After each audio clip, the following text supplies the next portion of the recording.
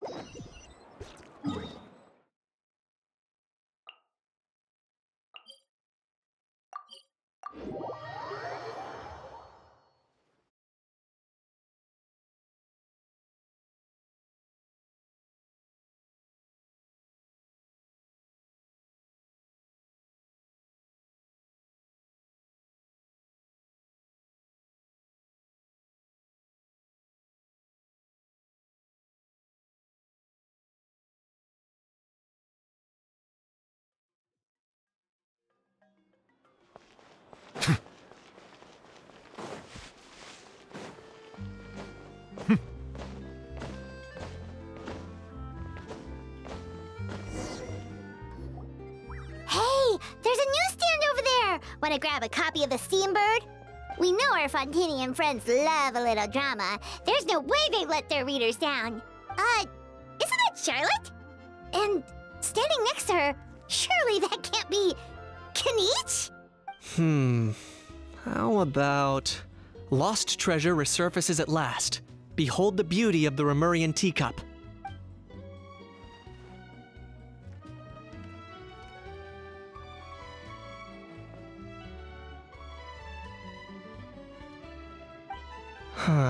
Pretty shocking. But it still feels like it's missing something. Udex gravely wounded in shocking stabbing. Set to miss cross-border smuggling trial.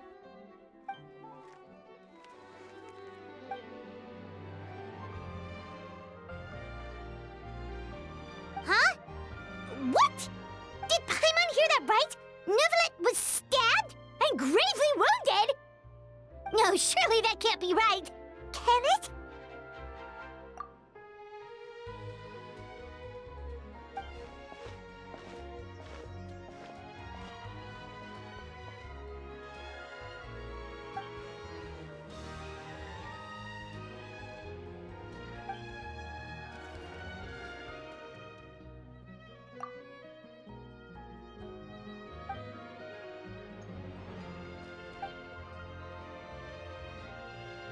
Hey there, you two. Fancy running into you here. Yeah, that, and also a less than pleasant shock. What the heck was all that about a Saurian meat restaurant and the Udex getting stabbed? Please say you weren't being serious. Trading tabloid headlines? Yeah.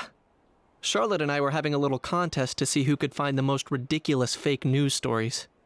Either I got lucky, or I have a knack for honing in on the most outrageous material.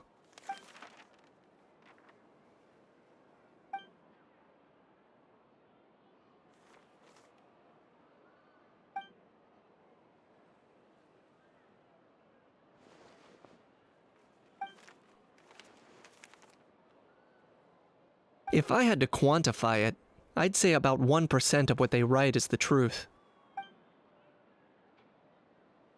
Huh? Him? Lenient? Oh, you gotta be kidding! Ah! Don't get me wrong. I'm not trying to give credit to these so-called news stories for occasionally including a grain of truth.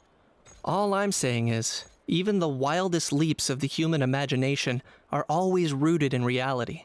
You mean all those fake headlines you mentioned actually do have some basis in fact?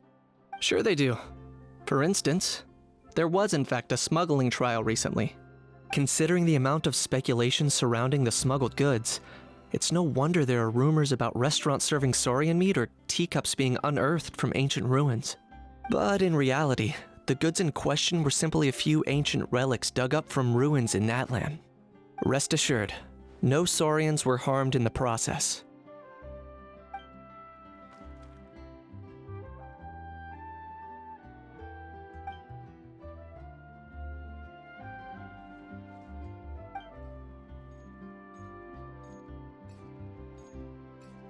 Oh, okay! Paimon was so busy freaking out about those headlines that she totally forgot to ask why you're here in Fontaine, Kinich.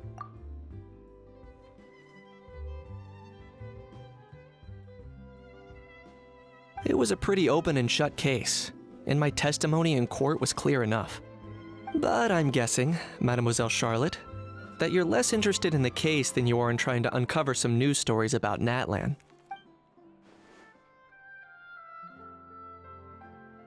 I appreciate your kind invitation, but like I said, storytelling isn't really my forte. Kaniche the speechless! Kaniche the tongue-tied! Huh? If you're dead set on doing an interview, why not talk to the Traveler instead?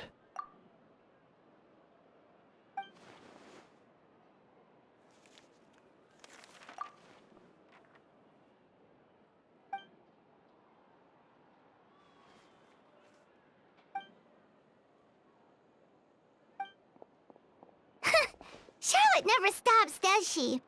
Anyway, Paimon just has to ask. That owl thing that popped out before, or was it a howl? It kind of looked like a howl, but at the same time... Oh, that thing. Yeah, that was a howl. Huh? What's up with him? Like, he's still noisy, but he's way quieter than before. It's like he's trying to hide or something. Could be. Not acclimatizing? Aw, poor Almighty Dragon Lord is not feeling well. Too bad he can't come out to argue back. What do you mean? There's nothing physically wrong with him. It actually has to do with a strange law we learned about after arriving in Fontaine. Apparently, it's forbidden to release flying objects within Fontaine city limits during the first 3 days of each month. Paimon sure does! Paimon's been down this road before. There's an easy solution. As long as Kaniche holds onto a house tail, he'll be considered an Almighty Dragon Lord balloon, not a flying Almighty Dragon Lord. Not gonna lie, I was considering that. But Ahau wasn't too thrilled with the idea of huffing and puffing away in the form of a mini helium balloon. That said, it's pretty annoying how he keeps randomly popping up all of a sudden. Anyway, this morning I saw a notice outside the Palais Mermonia about an event that's set to take place outside the city soon. Something to do with filmmaking. I hear that's all the rage here. I was planning to stay here and do some exploring for a few extra days anyway, so I think I'll go check it out. It'll be a good chance to let that noisy helium balloon out. He might even learn a thing or two. If you're free, why don't you come along? I know where it is, so let me lead the way.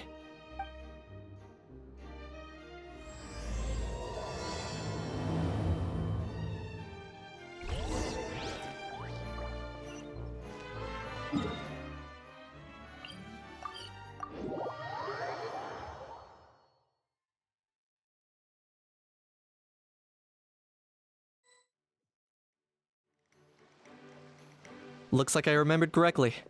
Here we are. Wow, this is awesome! Hard to believe it was just an empty beach before. Yeah, it was still completely deserted only a few days ago when I passed by on my way to testify at the Opera House. There must be some efficient workers in Fontaine. Quite impressive. A few days? One night was all it took. Rap-a-tap-tap, ta-da! But is this all it takes to blow people away? Oh, no, no, no. Given my past experience, I can't let myself get carried away. Well, I can't believe you actually remember me. It's me, Lepine Pauline. That's right, the unlucky one.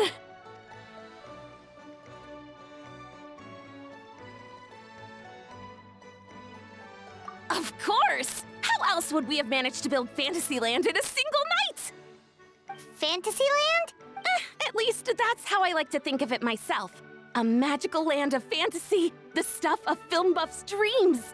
I know it sounds like I'm laying it on thick, but that really is the goal here. As you can see, the theme of this amusement park is Fontainian filmmaking, a place for all film lovers to come together and co-construct a world of dreams. Co-construct?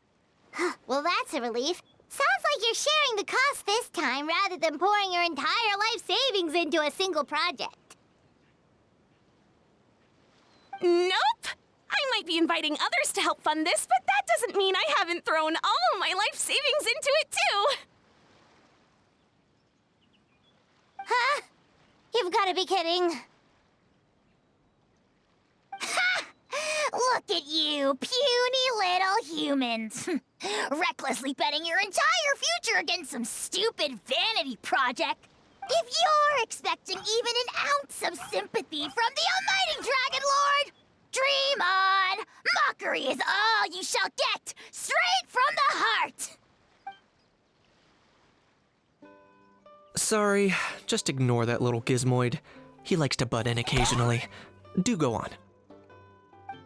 Gizmoid? Who you calling Gizmoid? You're the Gizmoid! Wow! That's quite a nifty mecha you've got yourself there. Is it some sort of smart personal assistant? You ought to let Miss Charlotte see your cool gadget. Who knows? Maybe you could even look into mass production! Mass production? Ugh, insolent, vulgar, and disrespectful! I, the almighty Dragon Lord, am one of a kind! There has never been another like me, nor will there ever be! And another thing, smart is the understatement of the century! I shall have you know that I am Kahulahau, forebear of ancient wisdom! I lived for eons long before any of you were born! What? Heavens above! I beg your pardon, forebear of ancient wisdom. Please, I meant no offense. Idiot meets idiot. What's all the fuss? Making some new friends, are we?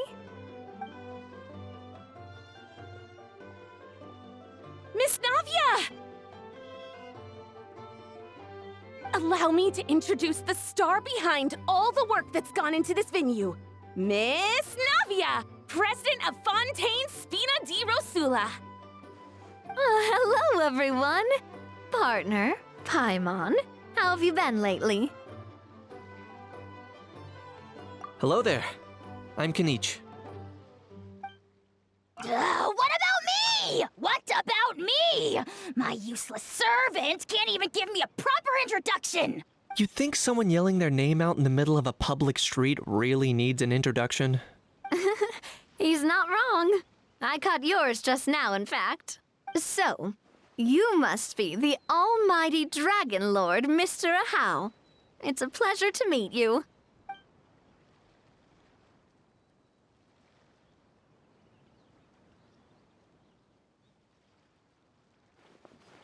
Oh, see that? That's what I call proper manners. Well, it's not every day you meet a well-mannered human. Navia, was it? Excellent. You may address the almighty Dragon Lord by his name.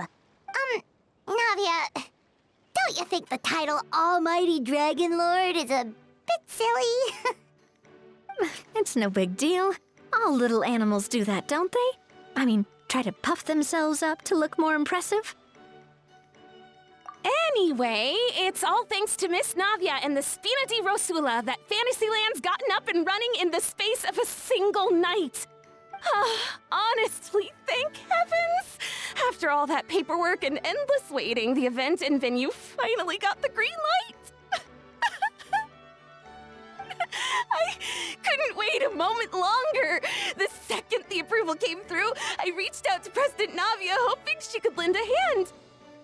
After all, who else but the Spina di Rosula would indulge such impulsive demands? Sorry, Traveler. Miss Lapine Pauline sometimes gets a bit overwhelmed by her own excitement, as you can see. I'm guessing she hasn't gone into much detail about the event yet, so let me fill you in.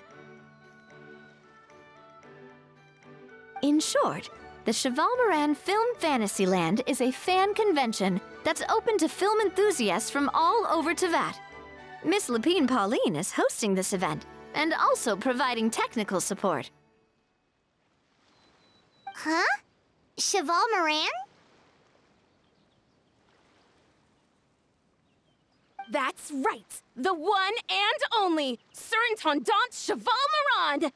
After much persistence and many solicitations, I finally obtained Lady Farina's permission to use the image of her close friend.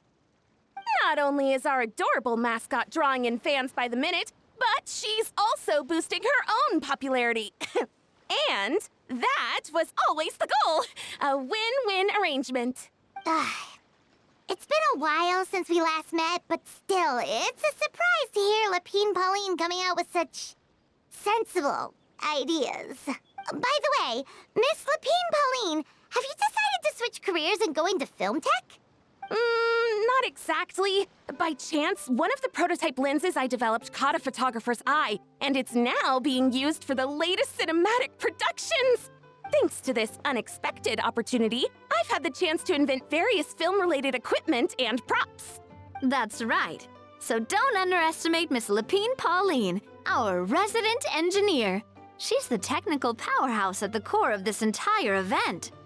As for the Spina di Rosula, we're mainly here to take care of planning, operations, and management.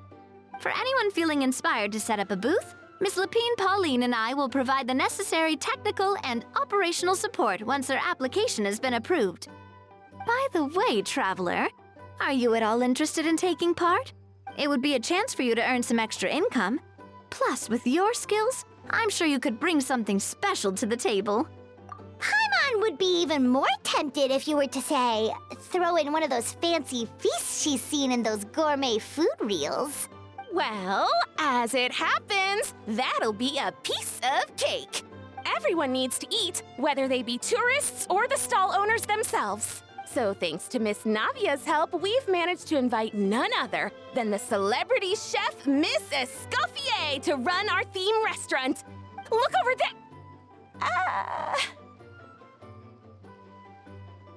You! Yes, you! For the last time, the ingredients have to be in the right ratio! Get it right next time, or you might as well just lie down on the chopping board yourself.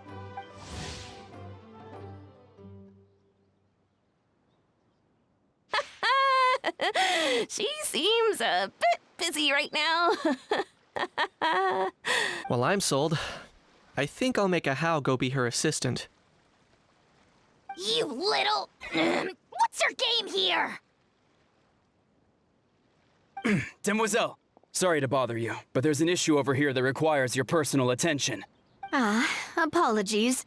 Looks like it's back to work with me. Please feel free to take a gander at what we've got.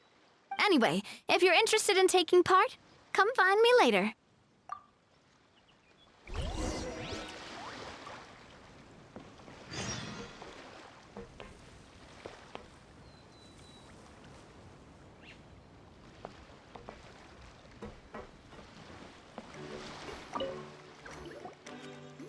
Greetings. Apologies if you overheard my harsh words just now, but I assure you it is entirely necessary. The sheer lack of standards here will be the death of me. Do you have any idea of the kind of customers I'm gonna get with how lax things are at the moment? The ones that leave their guns behind by accident and then come back to collect them later bringing ammunition with them. Yeah, that's the kind of customer you wouldn't forget in a hurry. Oh. Wait, has that happened before? No, it's just the mention of guns reminded me. Someone did actually leave their gun nearby. Huh? Just before we started setting up, as we were cleaning up the site, someone stumbled upon a mysterious locked box. It didn't look like something from Fontaine, though. It had more of a Natlanese vibe. Oh? Do you think a foreign tourist might have left it behind? That's what I assumed at first. But the box was buried beneath a pile of wooden planks, rocks, and whatnot, so it seemed like someone deliberately hid it there. But I didn't see much point in speculating, so the best thing I could think of was to hand it over to the authorities. I trekked all the way over to the Palais Mermonia just to hand it in. Ugh, it was exhausting. What did the authorities make of it? Oh, they made a mountain out of a molehill, as usual. Before even addressing the question of what was actually inside the box, they had several heated discussions about whose responsibility it was to write the lost and found notice.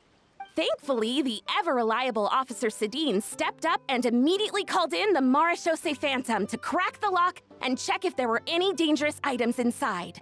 And, as it turned out, there was a gun. Wow, that's a dangerous item, all right. Mind if I ask what kind of gun it was? Oh yeah, Mr. Kanich, you're from Natlan, aren't you? Do you know a lot about guns? You could say it comes with the job. I have an interest in weaponry and the like. Ugh, such a spoiled brat. What, are the toys I gave you not good enough for you anymore? Yep, got sick of those long ago. You little... Don't dare you turn your nose up at my gifts! Why Time for a timeout, old-timer. Sorry, where were we? Oh yeah, do you recall what the gun looked like? It's a bit hard to describe. If you ask me, it didn't even really look like a gun.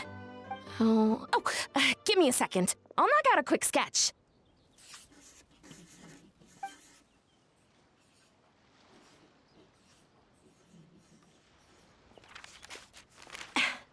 Something like this. Whoa, it's so neat and precise.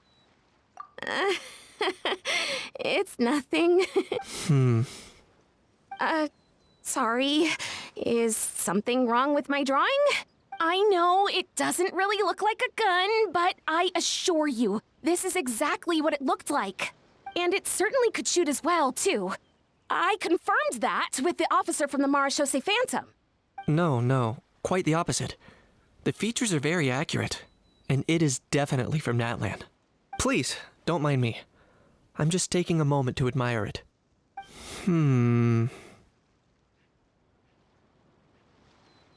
I should be the one thanking you. Thank you, and everyone else for your support. Don't mention it. Besides, we haven't really done anything. Not at all! The buzz and excitement you guys bring is exactly what this event needs. Oh dear, I'm starting to feel a bit guilty watching everyone else toil away. Guess it's about time I got back to work too. But just before I go, one last thing. Traveler, it's wonderful to see you. Here's to a successful collaboration.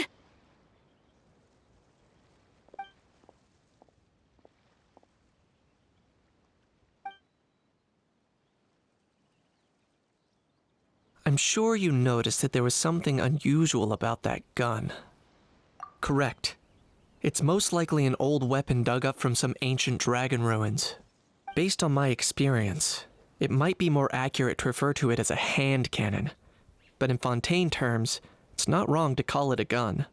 Given why I came here, don't you think it's curious that an ancient dragon relic of unknown origin would turn up like this, out of the blue? I suspect this gun might have something to do with that smuggling case. It might have slipped through the cracks. Time is of the essence, so I'd like to head over to the Palais Mermonia to verify my suspicions. Perfect. Then we can head out right away.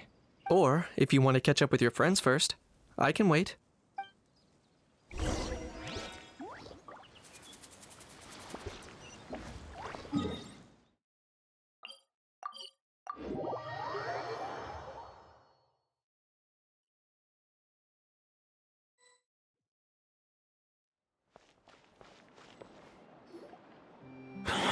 Oh, man.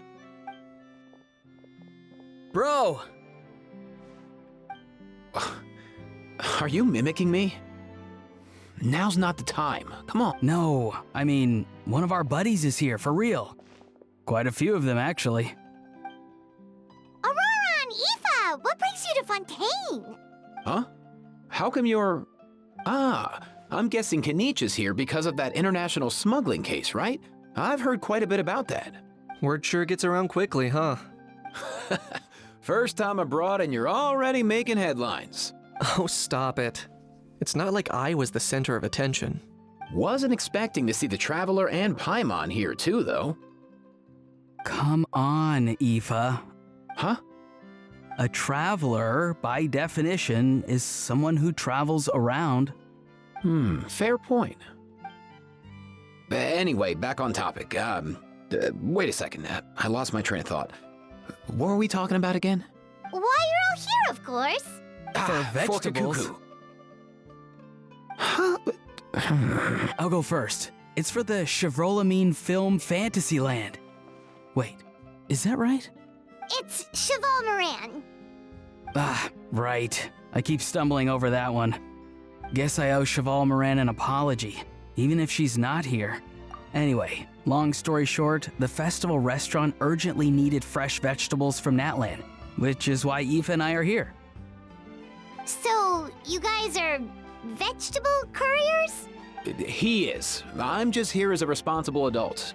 It's his first time traveling so far away from home, and all the elders in his tribe were worried. So they had me come along. Even though it's your first time too. Right, but they still picked me to accompany you. You gotta wonder why that might be. Don't you get it? They all just saw how overworked you were, so they used it as an excuse to send you off on a vacation. Wait, what? So I'm getting the grandson treatment now too? See? Doesn't matter how much older you are than this dude. Hang out with him long enough, and you'll eventually find yourself being treated like a kid. Meaning everyone looks after you. What's so bad about that? In theory, nothing at all. In that case, guess I better start over. Hi guys, my name's Aoife, and I just turned 5. Paimon's not sure who the responsible adult is anymore. So, what about Kakuku? If he was here, we'd be making more of a ruckus than we already are. That's exactly what's got me worried. Aoife, there's nothing to worry about. You're a big boy. You can handle yourself now even without Kakuku. You think that's what I'm worried about? Anyway, my priority right now is Kakuku. Suffice it to say, Kakuku's in big doo-doo. How so? He's so small, and all he knows are a few harmless phrases. What kind of trouble could he even get himself into? Let me guess. Did he get caught out by the law on flying objects? Bro, you too? Not me. How? Oh, that pesky little chatterbox. So that's why he hasn't interrupted us this whole time. Guess he's too scared to show his face.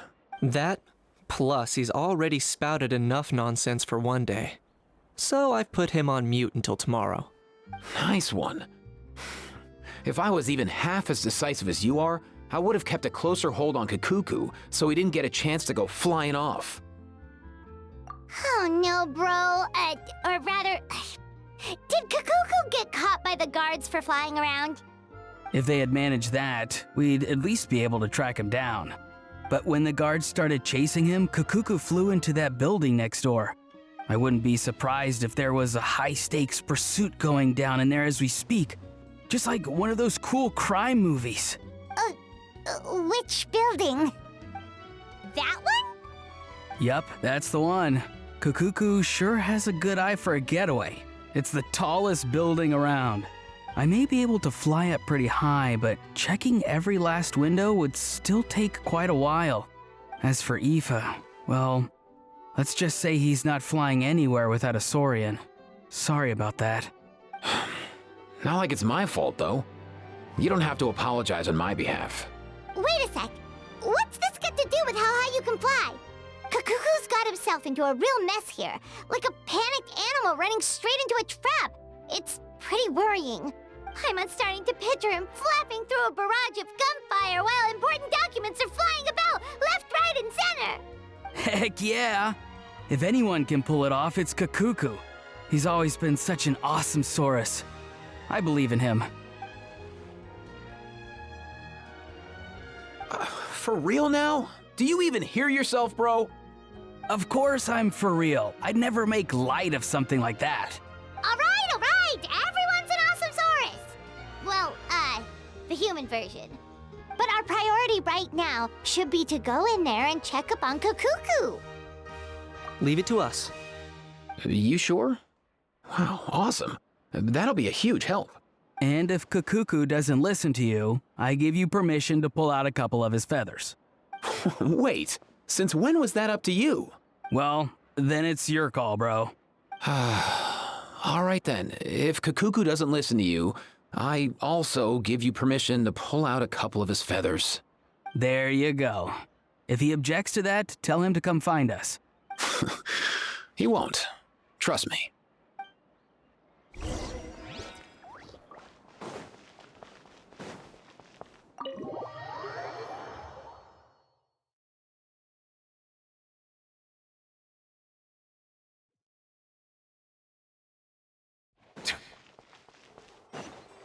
Nothing new there.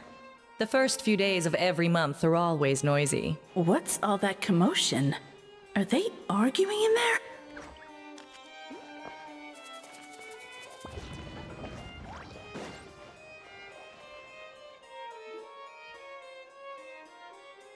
No way, bro!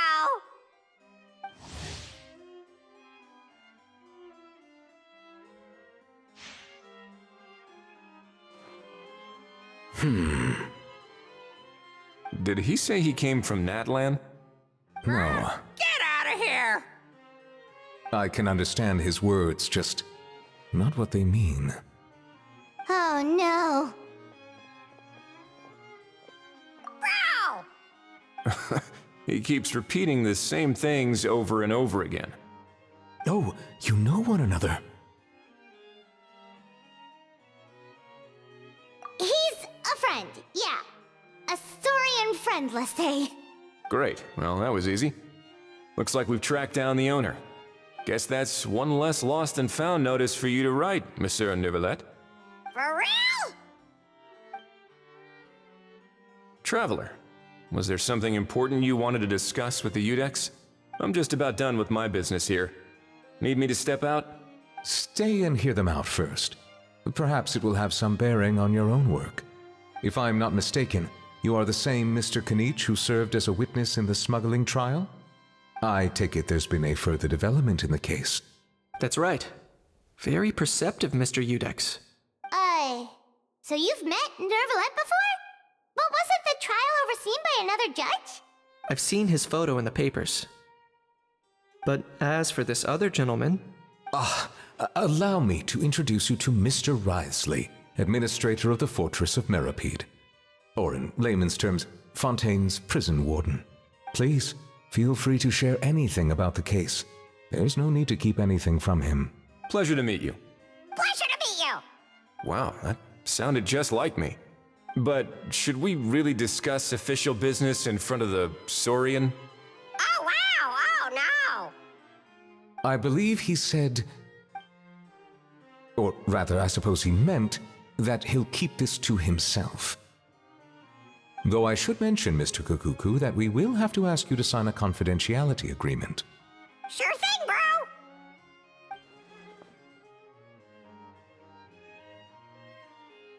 Let us return to the matter at hand.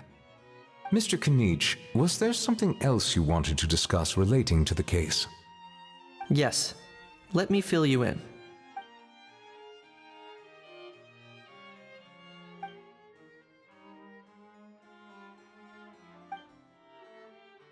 Wow! It really is exactly like Lepine Pauline's sketch! It must be all that practice drawing engineering blueprints, huh? So if it's true that this weapon came into Fontaine alongside the contraband from the smuggling case, then there's a high chance we overlooked a suspect. That's exactly my line of thought. I see. Mr. Kanich, thank you for reporting this promptly. I'll arrange for the Marechaussee Phantom to investigate right away. We should begin by questioning the prisoners in custody. Wriothesley. I'll sign off on the interrogation request, don't you worry. That would be much appreciated. It's lucky that the Palais Mermonia wasn't scheduled to release any public bulletins today, and that this Guns Lost and Found notice hasn't been written up yet. In other words, the news hasn't leaked. I'll be staying in Fontaine for the time being. If there's any progress in the investigation or you need my help, feel free to reach out anytime. Yep, we were just about to go help out with Lepine Pauline's convention. If there's any news, we'll keep you all posted. Marvelous. Thank you all. Well then, all that's left is to...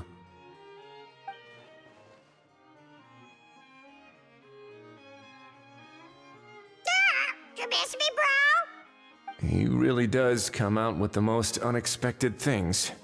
Who did he learn it all from? Huh. Well, it's pretty extraordinary. Anyway, according to due process, we must first determine whether Mr. Kukuku qualifies as a flying object. And, following on from our conversation just now, he also needs to sign a confidentiality agreement. Drafting said agreement may take some time. Looks like you'll be staying with us for a while then, Kukuku. Excited? That would save us a lot of trouble. Many thanks. All right then, we'd better get going. No need to see us off.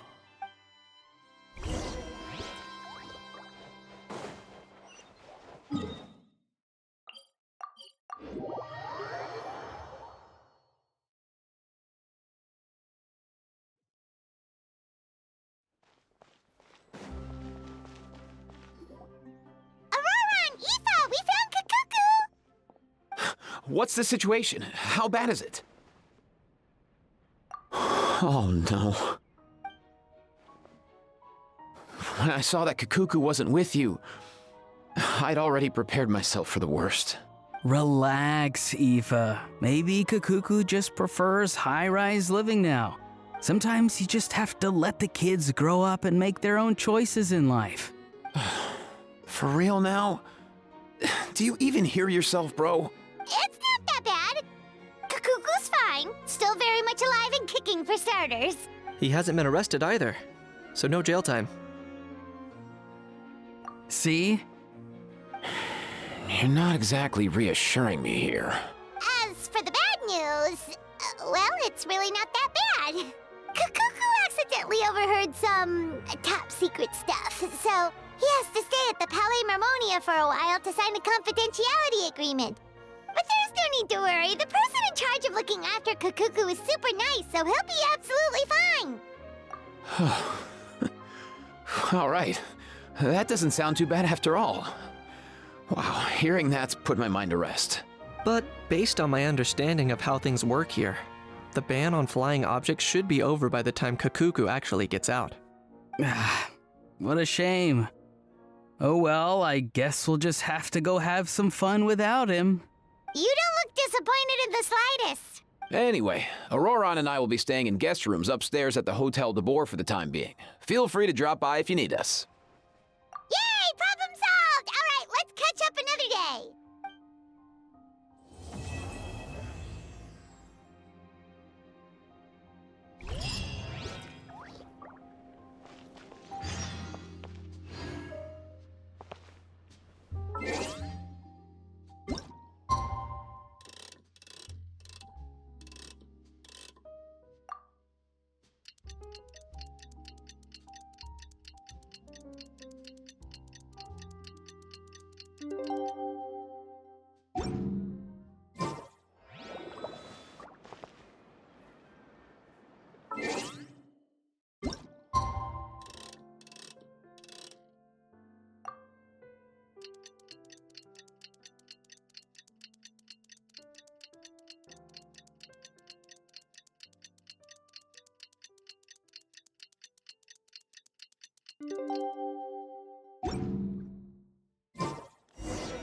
It's been a few days. Ban on flying objects should be over by now.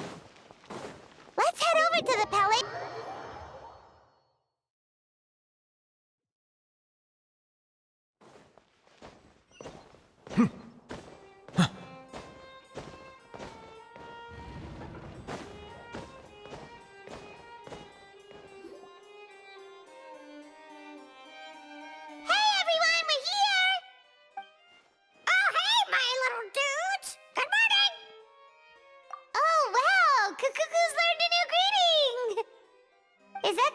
Bad news, though.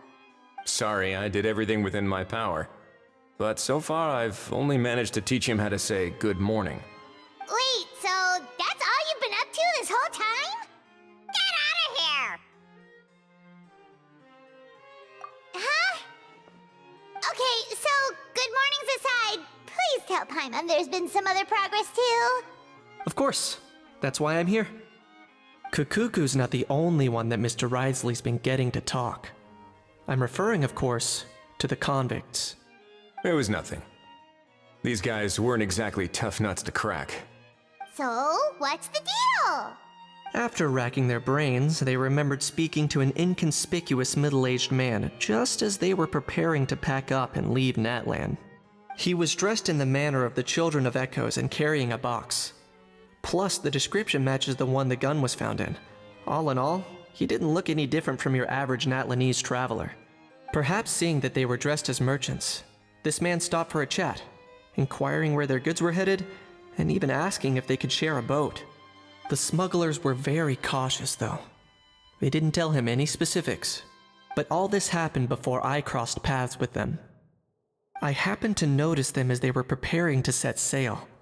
I thought they looked shady, so I snuck aboard, and ended up being carried along all the way to Fontaine.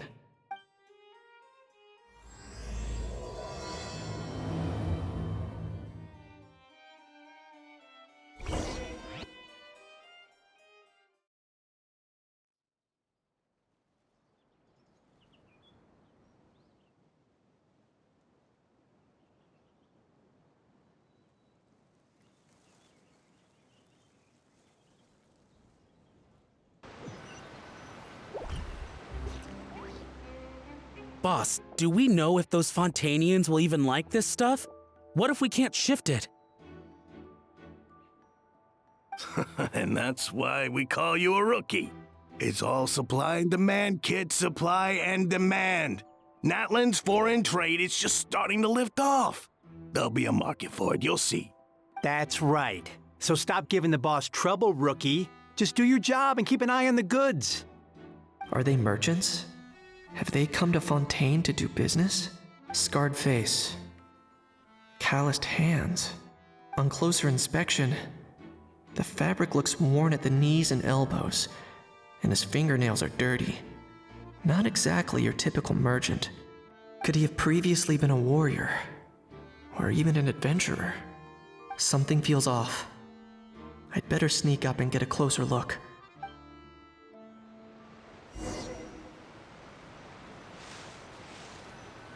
Nice thinking, boss. This tourist tub's been fast going and smooth sailing. Plus, no one's been asking us what we're up to.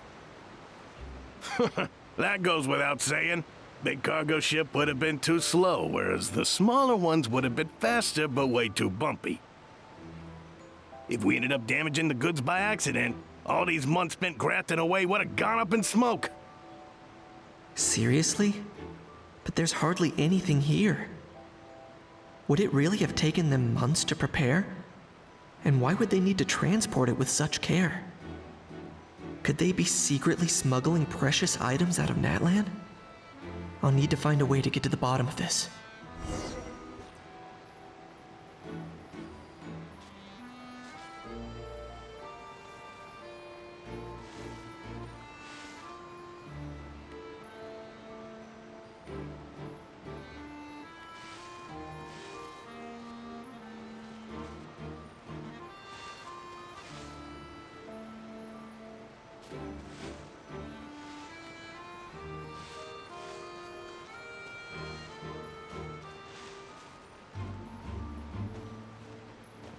Let's go hear what these criminals have to say for themselves. Sure enough, there are relics inside the box. It's illegal to smuggle such items outside Natlan. Hey, why the long face? You're abroad on business and you get to do some sightseeing while you're at it. Sounds like a pretty sweet deal to me. You better cheer up if you know what's good for you. I guess you're right. I was just worried I might have messed up with the packing, or that something's gonna go wrong along the way.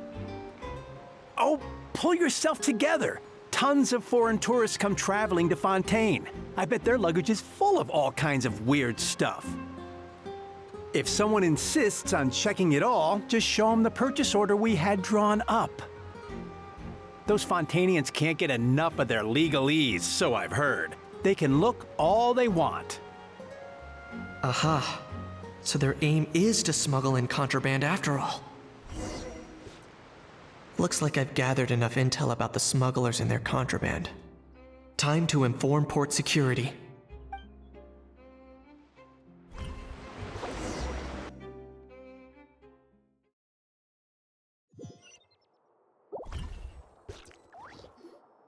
So anyway, that was when I went and told the Fontanian guards about my suspicions. After an investigation and a chase, they finally apprehended them and sent them on their way. Well, guess they're headed exactly where they should be. Thanks. Based on your recollections just now. I was completely focused on those smugglers at the time. so I wasn't really paying attention to other passersby. Yeah, Kanish, you did great! In other words, the person who brought the gun here, the one who lost it, has no connection to the smugglers whatsoever. They were working entirely on their own. Oh dear, oh dear! Sounds like Mr. Kukuku wants to chime in? He said this elusive individual's actions are positively mystifying. It's a good observation, I quite agree. However, we still know next to nothing about the person. Perhaps we should start by focusing on the lost item itself.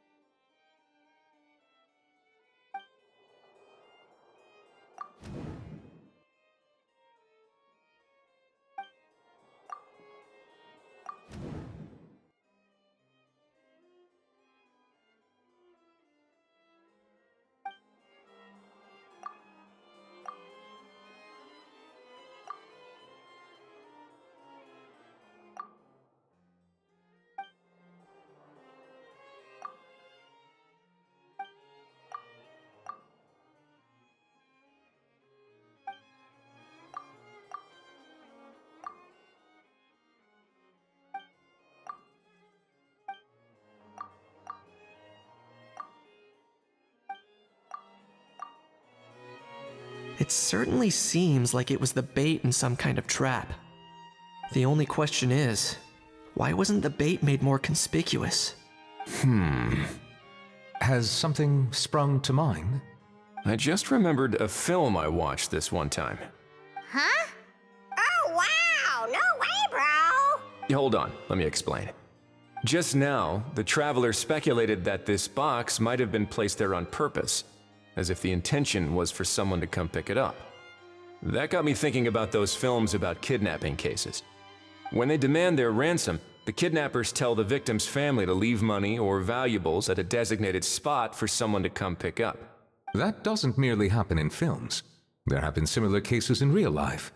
In fact, if anything, it's probably the real-life events that inspired the films. Sounds plausible. Ooh, wait. This raises the stakes to a whole new level. If the gun really was some kind of ransom, then since we took the box, the kidnappers never got their payment, so does that mean they executed the hostage? I agree. I don't believe we have a kidnapping on our hands. Selling off stolen goods is extra work that most kidnappers would want to avoid. Unless they're after something very specific, they tend to just ask for cash. Could we be dealing with a kidnapper who's dead set on getting their hands on an ancient dragon handgun? It's not impossible, but the likelihood is very slim. We can discount that possibility for now. And speaking of selling stolen goods, don't you think this looks more like a transaction?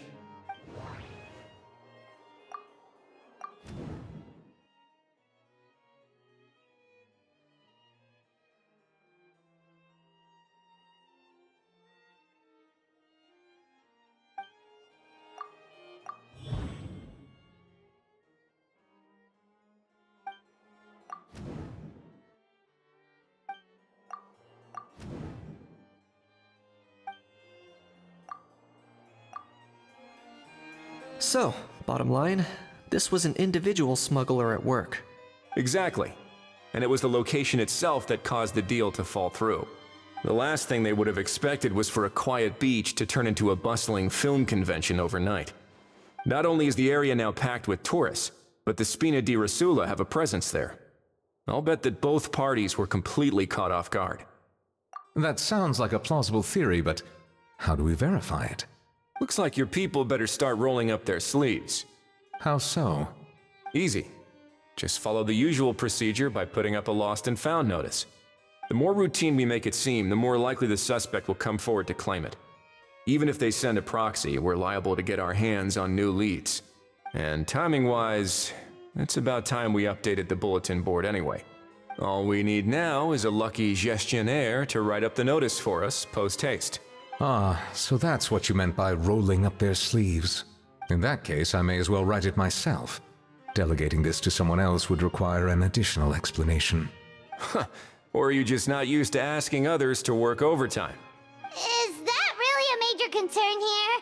Well, looks like I won't be needed around here. At least until the notice has been posted. You could always wait here if you like.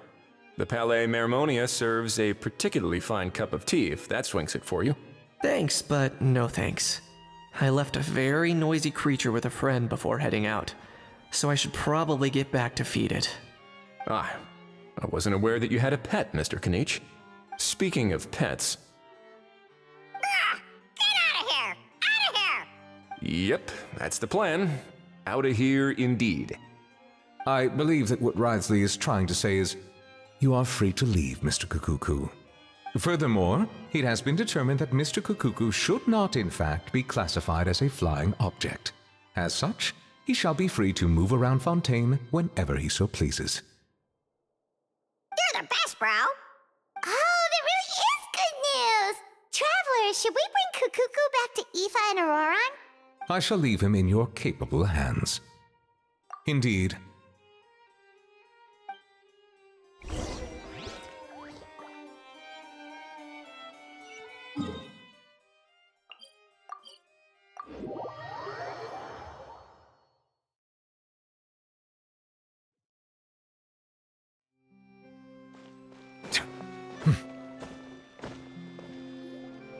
Ahau, What? What now? let's shake hands. Fine by me! Get ready for a knuckle sandwich! Ugh. Oh, nice dodge. Paimon feels strangely inclined to keep a safe distance. Did you miss me, bro? Cuckoo, you're free! Ugh, not you again. Nope, didn't miss you in the slightest. Hey, other granny. And hey, Paimon and Kanich. It's good to see you all. Thanks for bringing Kukuku back.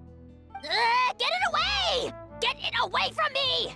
Nice to meet you, bro. Who are you calling bro? Say that again to my face. I dare you. If you've got the energy to argue this much, you're clearly not hungry yet. Let's go find something to eat while Ahau lives his best life. Poor Ahau. He spent all day being tormented by Auroron, only to discover that the suffering's just begun. Aoife, as a Saurian vet, how can you just sit back and watch our little dragon bro suffer? Huh? How am I the bad guy? Even hear yourself? Ah! Doesn't anyone want to hear how Kukuku got out of jail?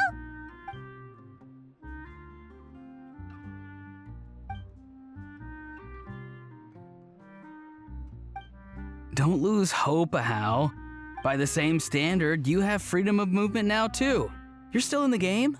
Same standard? I will not be held to the same standard as that thing! That's right. You won't.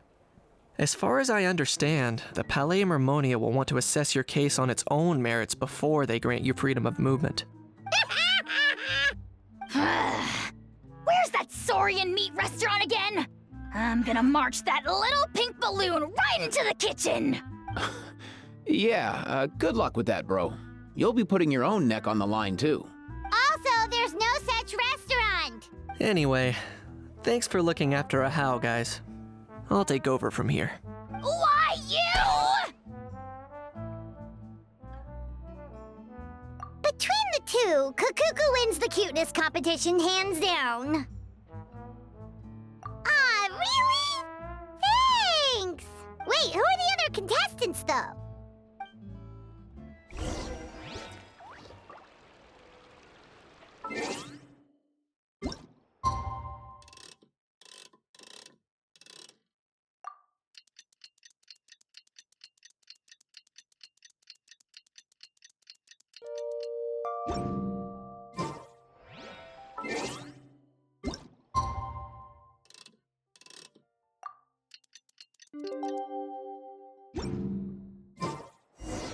The Lost and Found notice is up!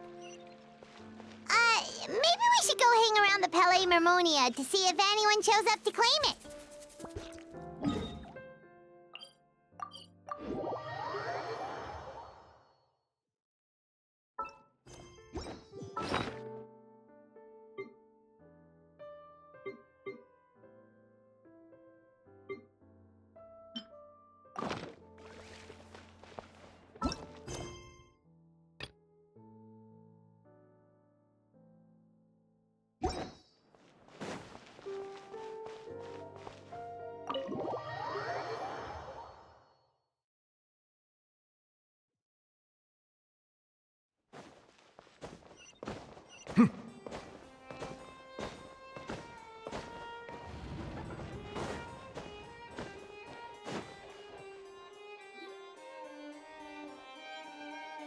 Uh-huh. Looks like there were quite a few others with the same idea. Ah, hello, you two. Have there been any developments? Okay, guess not. Well, the notice was only just posted. Guess it's pretty unlikely that someone would show up right at... Special Patrol, open up! Ah! Who's there? What's going on? The Special Patrol? I don't think that's who this is. Hey, this isn't the time for silly jokes! Let's go check it out. Good day, all. Gramps, grannies, aunts, and uncles. What in the Tevat are you doing here, Auroran? Oh, he must be the one you mentioned. Kukuku's owner? One of his owners. Kind of. But, bro, what are you doing here? I'm here to claim a lost item. Is this the person you saw on the boat, Mr. Kinich? Somehow I highly doubt that. For starters, he just addressed us as Gramps and Grannies. And unless this is the youngest looking middle-aged man in the world, I don't think he's our guy. Huh. Was there something wrong with my door-knocking etiquette? That's how they do it in all the films. That's not door-knocking etiquette. That's the Special Security and Surveillance Patrol doing their job. Completely different things. Oh, I see. I figured it was just a polite way of requesting entry to show the people inside you had something important to discuss. Oh, sorry about that. I totally goofed that one up. Give me a moment. I'll go back out and try again. So, Roran, you said you were here to claim a lost item. What did you lose? Yeah, so basically...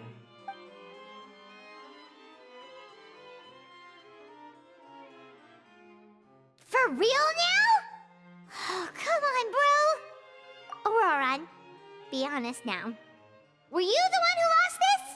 No, it belongs to a friend. So it belongs to Aoife? Of course not. Aoife has his own gun. All right then. I knew this wouldn't go well. So here's what went down. This morning, Aoife and I were playing rock, paper, scissors. Before long, he'd lost, as he usually does. So we figured we'd head out and visit some of the Cour de Fontaine's famous landmarks. When we got near the plaza, a man suddenly stopped us to ask for help.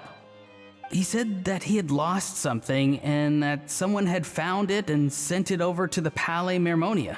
But apparently he used to work here and was worried it'd be awkward bumping into his old coworkers, so he asked us to pretend to be the owners and claim it on his behalf. You didn't manage to keep that pretense up for long. It's fine. I'm not the one who feels awkward anyway. So, a former employee of the Palais Mermonia. Was this individual a Fontaine native? Yes, at least I assume so. He looked like a well-dressed gentleman to me. We were about to refuse, but he was so polite. Could it have been a disguise? Oh no. Auroran, Paimon thinks you've been tricked. This person might be in cahoots with the bad guys. Oh, maybe he already took off and escaped as soon as your mission went pear-shaped. No way. I'm not that dumb. Huh? He's not going anywhere. Aoife and Kukuku are keeping an eye on him over at the plaza. Keeping an eye on him. I like the sound of that. In that case, let's hurry over to where Aoife is. Time to catch that con man and find out what's really going on here. Wait a minute, I have a question first. Traveler, Paimon. You're pretty famous in Natlan, right? Oh, we're basically household names. But why do you ask? Would that be a problem? Remember when I said that the seller might be watching in secret? If so, then picking Auroran to do their dirty work was a careless mistake on their part.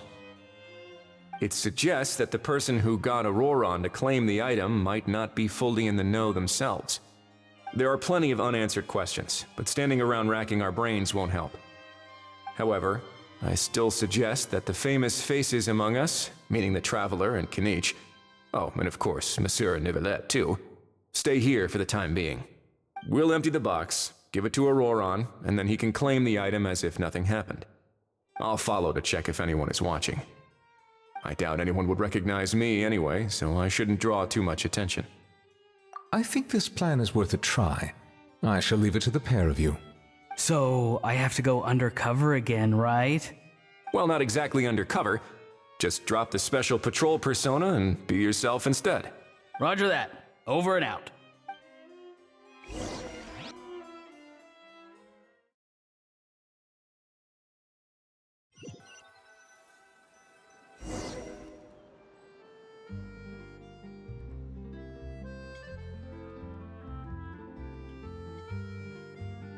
No sign of any suspicious individuals around here.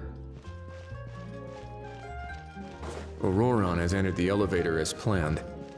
I'll head over to the plaza now.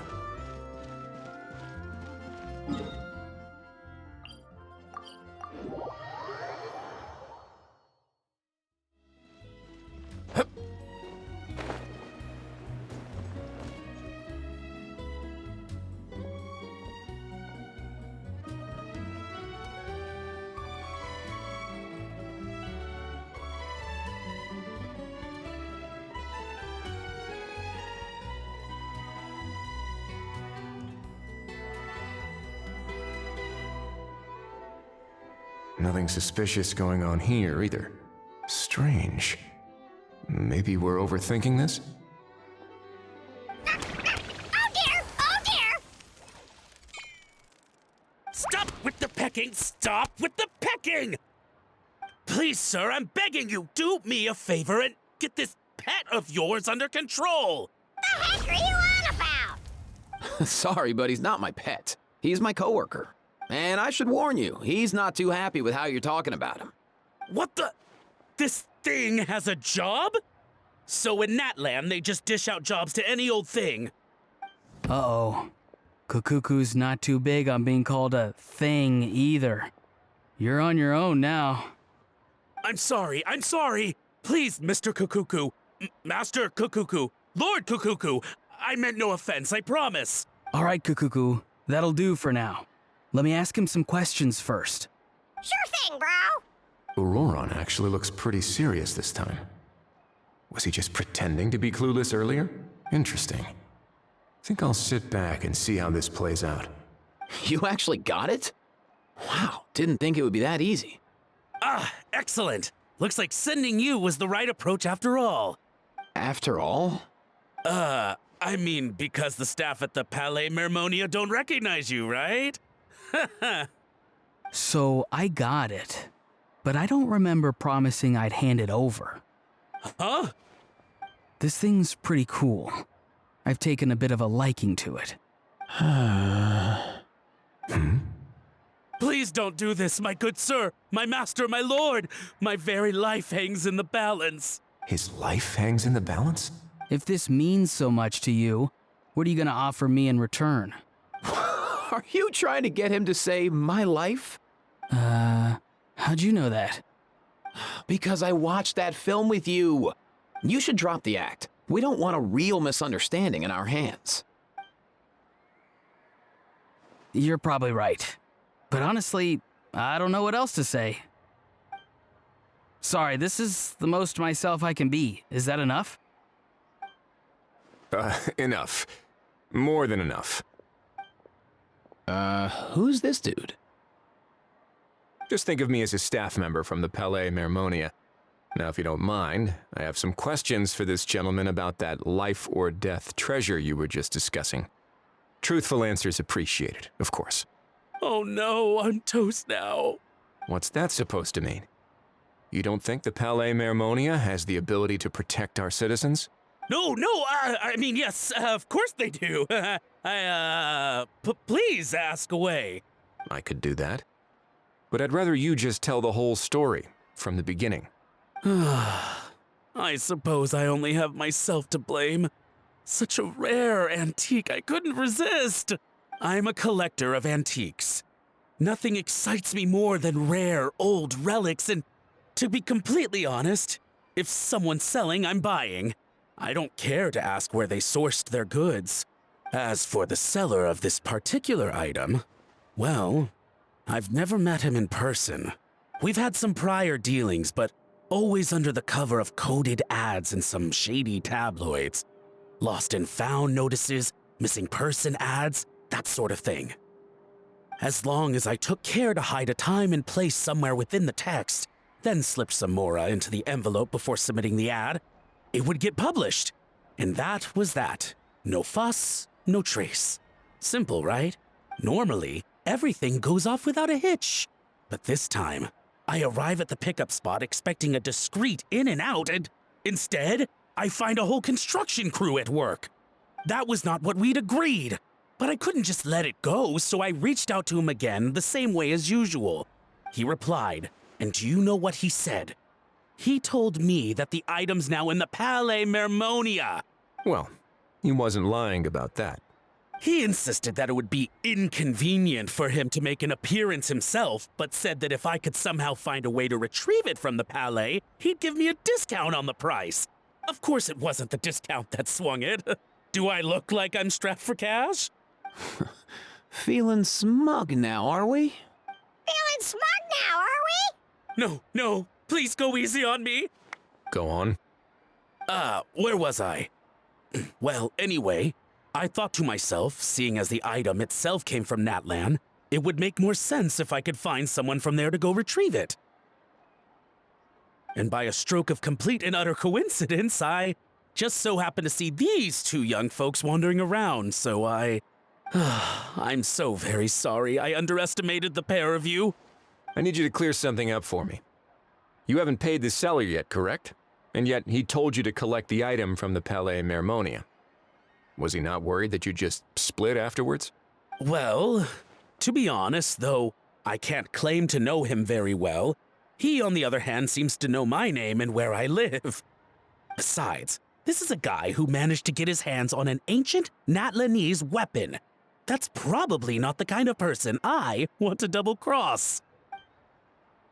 Fair. That makes sense. So, Mr. Please, just call me Argento. All right, Mr. Argento. Listen very carefully to what I'm about to say. It will determine how much of the rest of your life you'll be spending beneath the waves. What does he mean? Is he gonna drown him just like they do in those gangster films? Oh, I get it. He's talking about that place at the bottom of the Fontanian Sea. Shh, can it? Owing to your suspected involvement in the illicit trade of Natlanese relics, you're now one of the suspects in an international smuggling case. A trip to the Opera Epicles seems unavoidable at this stage, but on the bright side, you still have one chance to make things right. Okay. Do I really? Please tell me what to do. It's very simple. Just reach out to your seller in the same way as usual, arrange to meet, bring the money, and make the deal. Just be sure to let me know all the details. I'm talking time, place, the whole lot. If we can catch the other party by doing this, you'll have gone some way toward redeeming yourself. Understand? Oh, I see. I understand. You shall have my full and unadulterated cooperation. Good. Don't break the law, and don't even think about making a run for it. The Palais Mermonia will be watching you and ensuring your safety. All right, take the box, but leave your ID and other documents behind. You can go now. As for you two, protocol dictates that I should take you both back to the Palais and have you sign a confidentiality agreement. But that would take a lot of time and effort. Such a hassle, bro! See, Mr. Kukuku knows exactly where I'm coming from. So, I was thinking, since you're all friends of the Traveler... I understand, sir. We got dragged into this by accident, and it has diddly squat to do with us. And out of respect for the Traveler, we won't say another word. Oh, I know this part. We better keep our mouths shut, or we'll both be sleeping with the fishes in the tailor-made pair of cement shoes. In that case, I understand completely. Not exactly what I was going for, but if that's how you want to understand it, then be my guest. Then it's settled. Thanks for your help. Boy, am I glad that's over. That's enough work for one day. Time to head back.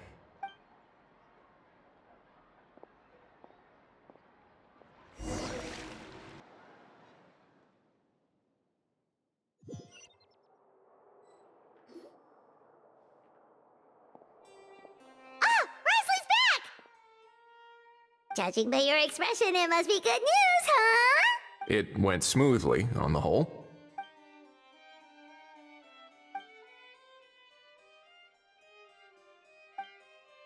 So basically, we hold off until Argento and the other party have set up the next stage of the transaction.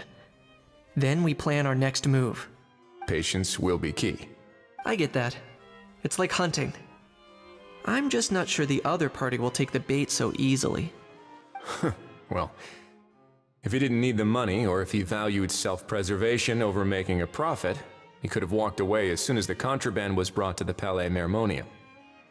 On top of that, although he hasn't shown his face yet, he seems to have no followers or accomplices, and he's relying on an extremely limited set of options to push the deal along. So, if you ask me, he seems like someone who cares a lot about his image and has a somewhat high opinion of himself, but lacks any real ability. I almost get the feeling that if he misses out on this opportunity, he won't have any other way of making money. His every move is like a spin of the roulette wheel, hoping that the ball will land exactly where he wants it to. Or, I don't know. Maybe he'll cut his losses and vanish into thin air, and our efforts will have been in vain. At least Natlan will get the stolen relic back, so it won't have been for nothing. In that case, let's hope his arrogance stays in play. Everyone, I have just briefed the Marechaussee Phantom on the situation. As soon as there are any further developments, we will act without delay. When that time comes, we will be relying on your help. We'll be waiting for the good news!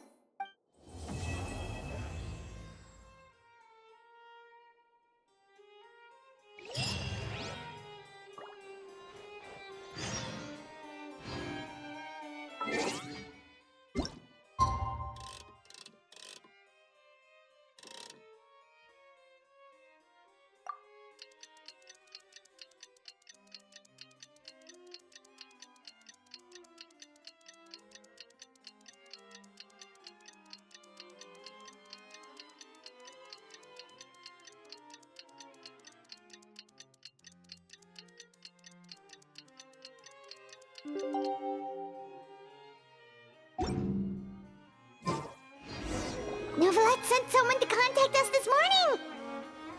That must mean there's been some progress! No time to waste! Let's head out!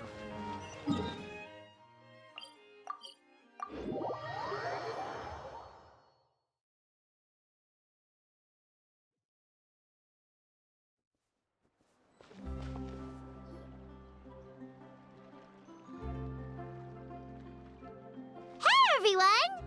We're not late, are we? No, you're just in time. Well rested, I trust?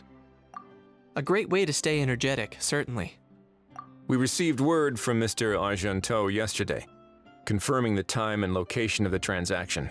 It'll take place this afternoon, and it turns out it'll be somewhere we all know pretty well, too. The Film Fantasyland restaurant. Oh, really? Huh. He sure does like that place. Seems like you share our concerns, Traveler. Indeed. Capturing someone in a crowded event venue will be much more challenging than in an open area. The criminal might try to blend in with the crowd, or even escape by taking hostages. In light of this, we've had to make additional preparations. As soon as we received the news yesterday, we began coordinating with the Marechaussee Phantom and the Special Security and Surveillance Patrol. We'll be deploying lots of undercover agents on site. If things go south, the safety of the civilians will be our top priority. Of course, fingers crossed, everything will go without a hitch. I noticed a bunch of familiar faces from the previous case, like Captain Chevres of the Special Patrol, so I'm feeling optimistic. We'll trust your instincts, then. Oh, yeah, and by the way, we've also been in communication with Miss Lapine Pauline and Miss Navia. The Spina di Rosula will provide support within a controlled scope, so there's no need to worry. The only potential issue is with Miss Escoffier. You know what? That might not be such a bad idea. Ahem. All right, no more jokes. Mrs. Gaffier has made it clear that she doesn't want her restaurant to suffer any losses as a result of this operation. But, well, I have a feeling things might not go quite as smoothly as she hopes. To be honest, we shouldn't have dragged you into this in the first place, and it's caused you quite enough trouble already. The Fontanian authorities should be able to handle the rest from here. But still, I'm guessing you'd like to see how it all turns out. Well then, feel free to head down to the scene, but just stay alert and play it by ear. You won't necessarily have to do anything. Unless things go pear-shaped, of course. I'll do my best to ensure that things don't escalate to that point. Of course, there are still a lot of unanswered questions, but our intel so far indicates that the culprit's from Natlan. Plus, I'm already a witness in this case. Might as well see this thing through to the end. That's the Kanichi we know and love!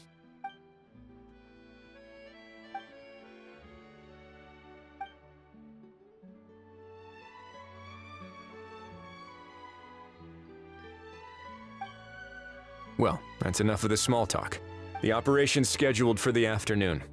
If we're quick enough, we'll even have time for a few cups of tea before we leave. Oh, and let's grab something to eat too! Can't work on an empty stomach, you know. And rooting for you! It's a very important job.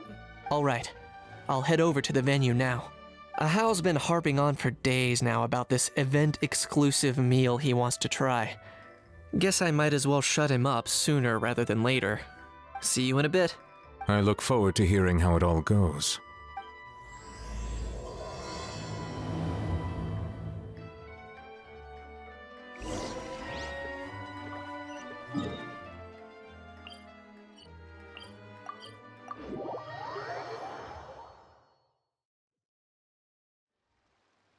This beach seems to be getting livelier by the day.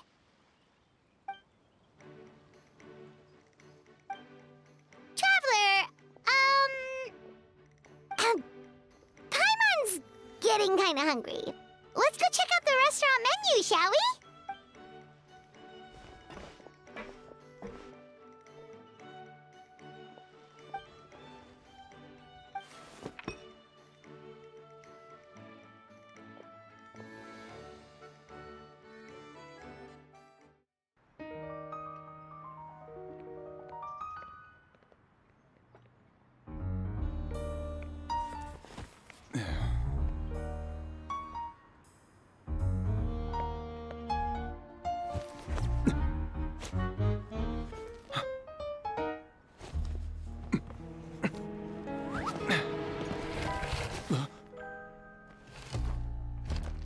Your friend thought you might be thirsty. Won't you stay and drink it?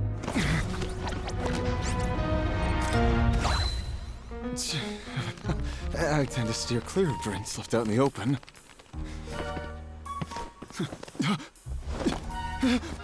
You're surrounded! Give up and come with... You lousy swine! Stop right there! Oh, look! A surprise performance! Wow! How lucky we are!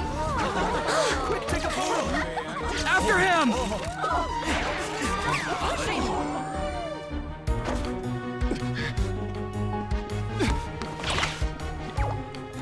Sorry, my guy. Unlicensed and illegally docked, this boat's not going anywhere.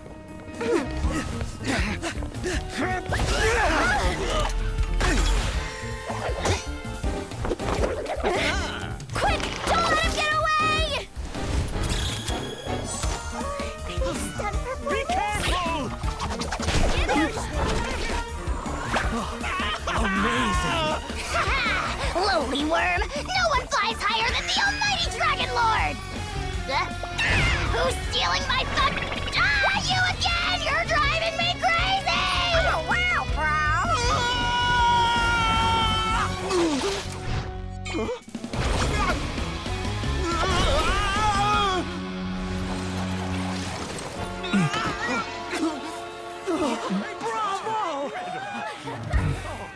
All right, that's a wrap.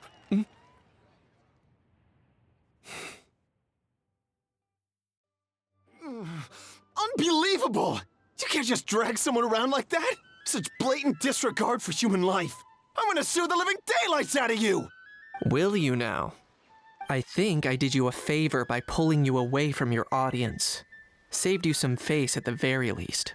As for whether you were facing up or down along the way, well, that was your decision, wasn't it? What, you? All right, I admit it. I was in the wrong. Oh, of course I know the difference between right and wrong, but I had no choice. I desperately needed the money. I was an expert on ancient relics. Not only did I have a successful career, but a happy family too. But my son, I never imagined he'd turn out this way. Fell in with the wrong crowd and ended up shoulder deep in gambling. We had some savings, but he drained them away like a waterfall. Once he fell into debt, he had creditors regularly coming over to threaten and intimidate him. I'm his father. How could I just stand by and watch him suffer like that? Oh, my son is about the same age as you are. If only he could have turned out more like you. That's the only reason I needed the money. Please, believe me. You... Please, kid, I'm begging you. Help me. I see you're from Natland too. That makes us brothers. Please, have mercy. I still have a chance to help my son straighten himself out. But only if I get back. If I go to prison now, he'll be doomed, I tell you, doomed! And isn't standing together and fighting for a better future what families do? Our fate is in your hands, young man. Please, have a heart. Something wrong, Kanich? Gone soft, have we? I don't believe a word you say.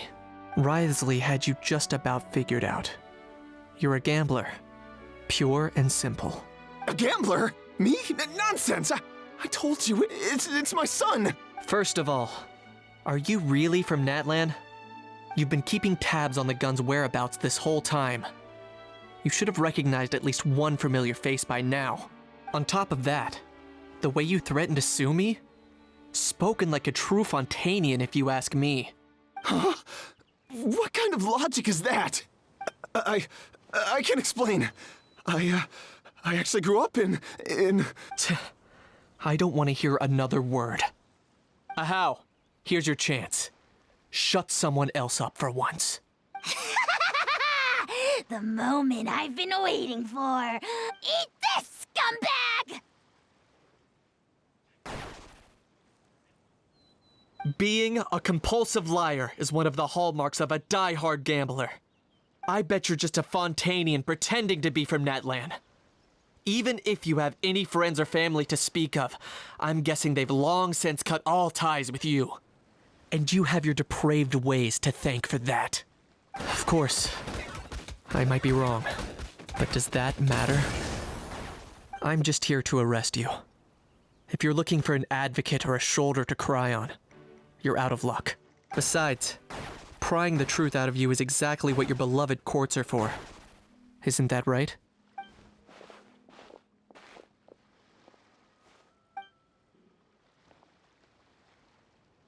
Many thanks. And me? What about me? So rude. You should be bowing down in gratitude to the almighty Dragon Lord.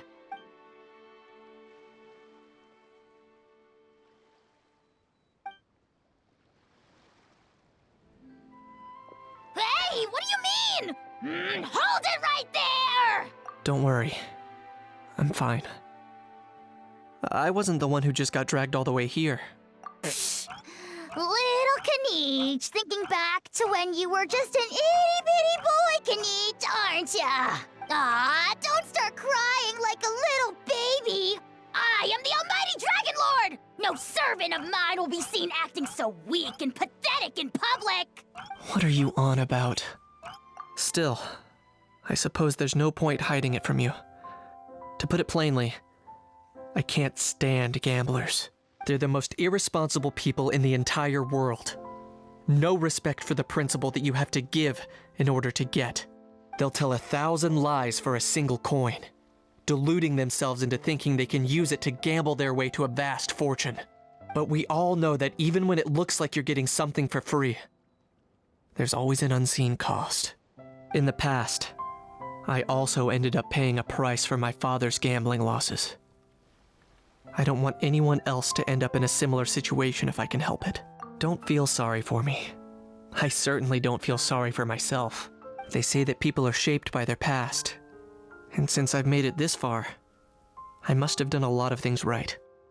We should never punish ourselves for the mistakes of others. Instead, I choose to remember the moments that helped me grow. Like when I first learned to use a grappling hook. Or the very first time I yearned for knowledge. Yeah, I believe you.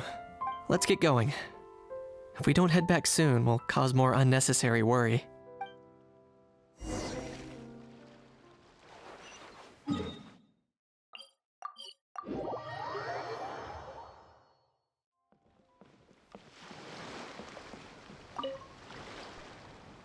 Traveler Kanich, you're back! We just saw Chevro's taking the criminal away! She looked pretty pleased with herself. Haha! So after so much running in circles, turns out he had no fight in him, huh? Guess running away was the only trick up his sleeve. Oh, also, Risley said to let you know that he's already left. He went to report back to the Palais Mermonia. Apparently the Marisho say Phantom's preparing to carry out an in-depth investigation into illegal gambling activities. Sounds like they'll have their hands full. Anyway, that's for the Palais to worry about, not really our concern.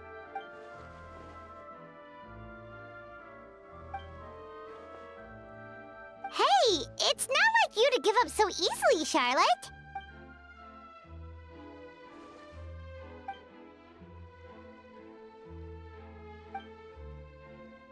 Make sure you pick the best shots of Paimon. Oh, already gone. Hope she heard that. Yeah, you're right. But what took you all so long to get here? Did something happen?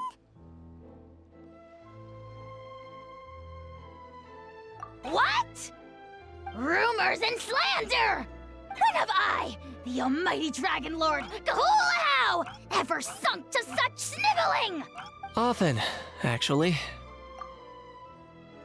To be honest, I haven't decided yet. At the moment, I've got nothing urgent to get back for. And, in any case, the court might need me to testify again. Plus, that gun's still a key piece of evidence. I'll probably have to wait until the case is closed before I can return it to Natlan. So, I guess I'll be sticking around to enjoy the beach a little longer.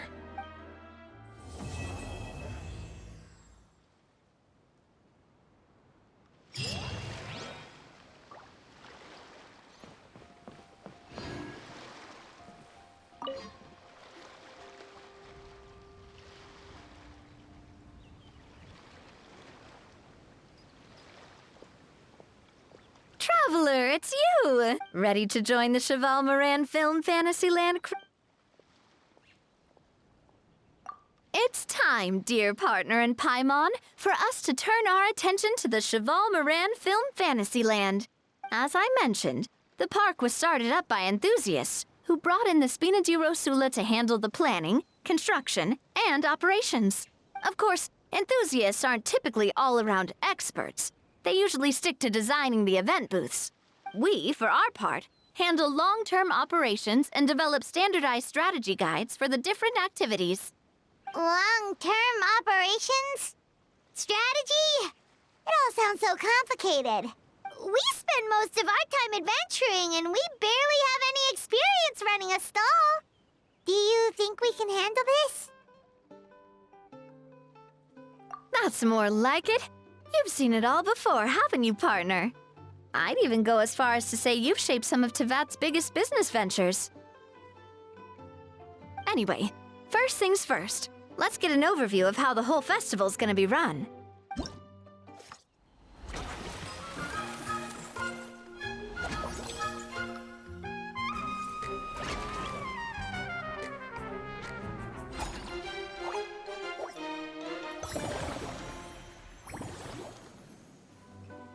As you can see, our Fantasyland's a bit like a sugar-free macaron right now. Several areas are still under construction. The Spina's only been able to hire a limited number of craftsmen. Besides, we don't have enough experience to handle multiple projects simultaneously. That's why I chose to adopt a time slot-based planning method, so we can focus on specific tasks during each designated period. Upgrading facilities, expanding the venue, hiring staff. All of this requires funds and time slots to accomplish. So it's our job to allocate precious time slots in each business cycle to the most worthwhile tasks. As we attract more guests and earn money to add to our funds, we'll also be able to work more efficiently, which will allow us to divide each cycle into finer time slots, which will let us get more done. So we'll be limited in the decisions we can make and tasks we can focus on within each time period.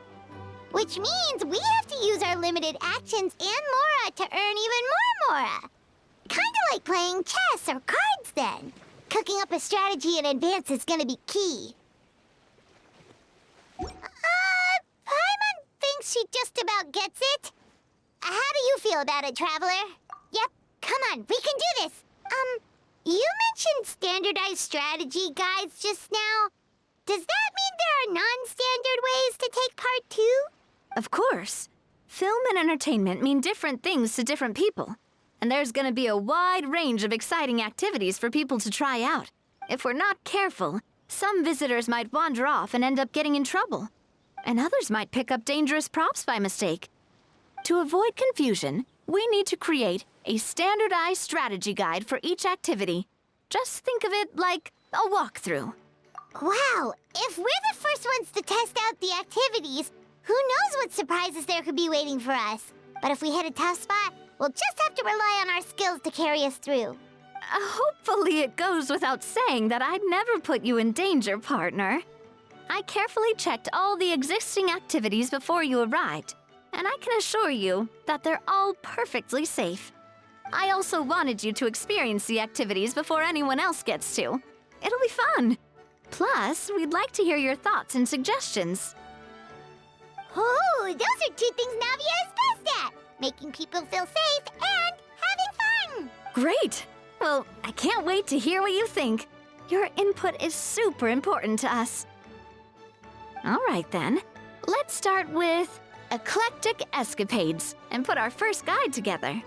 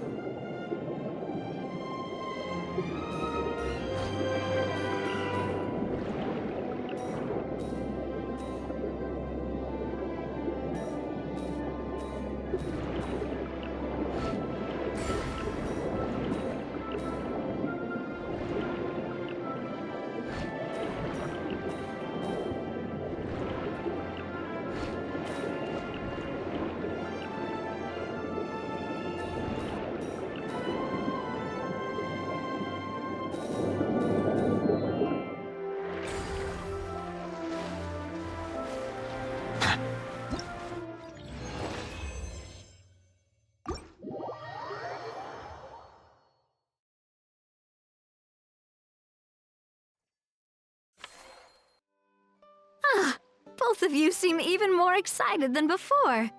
Looks like your first trial run didn't disappoint. Paimon hasn't actually watched that many films, but after trying it out, She might just be hooked! We should check out the film that it's based on! Great job, Paimon. That's exactly what our enthusiast friends were hoping you'd say. They'd be beyond delighted to hear that visitors are curious about the films that inspired these attractions. Some have even been willing to contribute extra funds out of their own pockets, where budgets have allowed, of course. Out of their own pockets? That's right. While the Spina di Rosula covers the cost of basic booth materials and rental fees, many fans have personally funded promotional materials and related merchandise. The cost of the booth itself isn't their main expense. Some of them have already started designing spin-off products inspired by film characters. Take our official mascot, Surintendant Chevalmoran, for instance.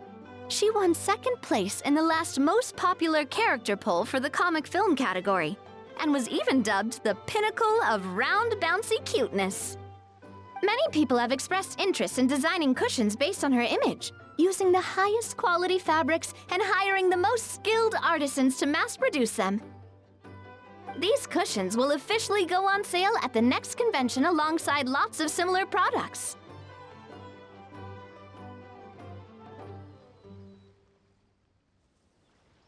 Don't worry. As Surintendant Chevalmoran's guardian and official image rights agent, Farina's already getting 60% of the sales revenue. After all, the fans are doing this voluntarily, not for profit, but to promote Surintendant Chevalmoran's adorable image. The more Mora ends up in Farina's purse, the better Surintendant Chevalmoran's meals will be. And who wouldn't be happy to hear that? Oh, Paimon likes the sound of that. Everyone working hard for something they all love without worrying about profit. Still, we can't just ignore Mora completely.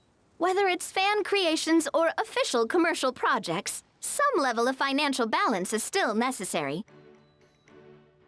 The same logic applies to the Chevalmoran Film Fantasyland taken as a whole.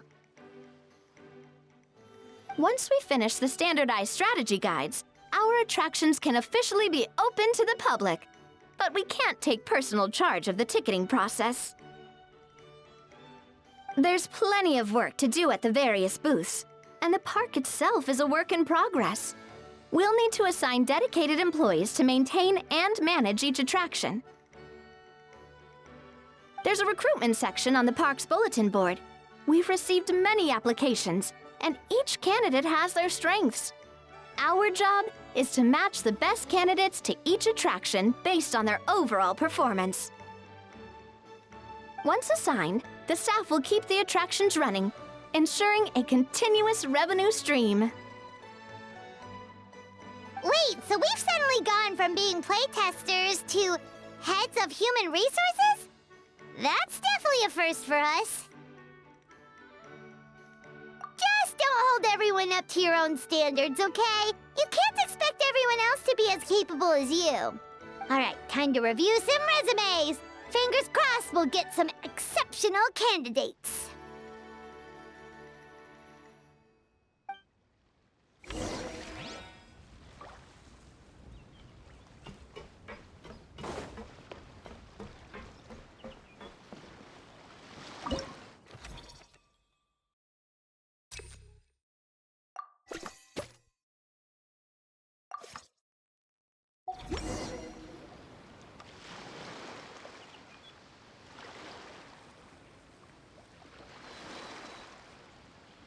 Looks like this particular employee is really getting into their role.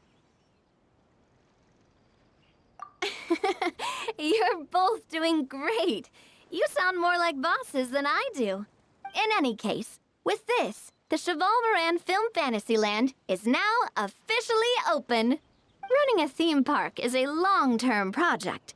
You won't make much if you try and rush it. We're just about done with our current work setup, so let's take a short break and wait for this cycle's revenue report to come in.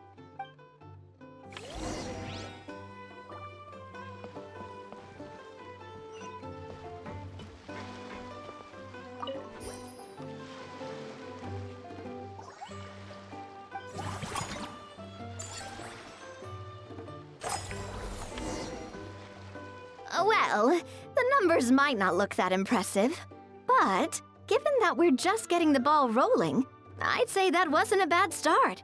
Building on this momentum, we must consider rolling out more unique business strategies during the next cycle. To draw in the crowds, I've invited one of Fontaine's very own celebrity chefs, my good friend Escoffier.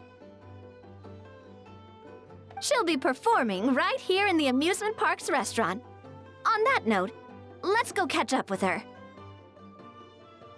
So, is the restaurant part of our business strategy too? There are so many layers to this operation.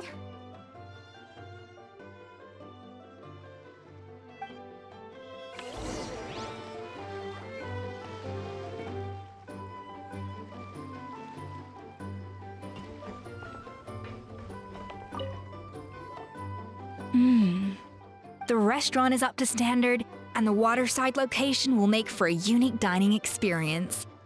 The beautiful scenic reflections in the water create a stunning backdrop, lifting diners' spirits and allowing them to truly savor their meals. Ingredients, check. Cooking utensils, check. Looks like we're ready to rumble. Hey there, Escoffier! Oh, my employers are here. The president of the Spina di Rasula, plus the famous traveler and Paimon. I must say, you seem a bit overqualified to be running a film-themed amusement park. I'd say that if anyone here was overqualified, it would be the former head chef of the Hotel de Boer. Wherever you walk, the aroma of fine cuisine follows in your wake. Let's get back to business. I'm guessing you want the traveler to help me decide the theme dish for each cycle, right? This is the business strategy I mentioned earlier. Using Escoffier's top-tier dishes to attract more visitors to the park. But this isn't just about attracting visitors. Her culinary masterpieces will surely have other surprising effects. Just imagine, Paimon, if all you needed was a single ticket to enjoy all the attractions and taste all the legendary food. Wouldn't you be tempted? Then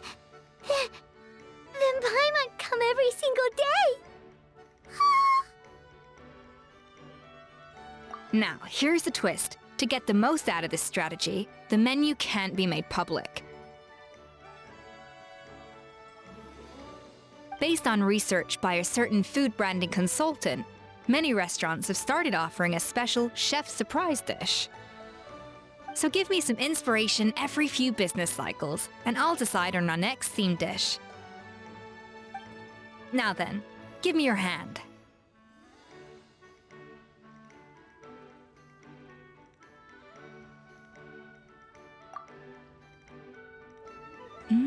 A warm and energetic feel. Your hands are calloused from wielding your sword, but still quite delicate. When you grasp its hilt, it's like you're holding the bow of a violin. A sword, then. The theme this time shall be strength. All right, let's find out what strength looks like in gastronomical form.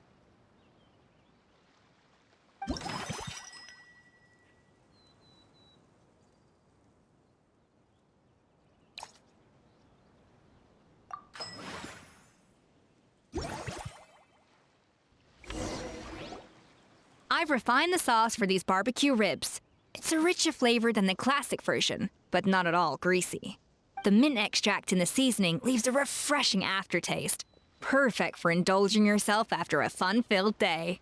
But if you ask me, I'd say the artisans need these more than the guests. The artisans? As I'm sure you've noticed, this park isn't quite finished. A serving of these barbecue ribs should help the artisans replenish their strength much more quickly. As their bosses, you have an obligation to provide meals for them. So why not invite them to dine here? Who knows? The morale boost might even improve their productivity. Oh? If I recall correctly, you once served up some special fish and chips for the porters over at the Fleuve Centre. For several days after, the workers were all incredibly efficient. They'd finish 8 hours of work in just 5. And then, because they clocked out early, they'd come back completely refreshed the next day. Then there's no time to lose. Go invite the artisans over while these ribs are still hot. I'll prepare some side dishes and desserts too. That's a great idea! You really live up to your reputation, Escoffier! Looks like these themed dishes are gonna make a huge difference after all. We'll have to make sure we check in with you regularly. The artisans are pumped and ready to roll thanks to that themed dish. And perfect timing, too. Let's take this chance to take the facilities of our eclectic escapades to the next level. That unique aroma. I wonder how you'll inspire my cooking this time. All right then, I'll just go with the...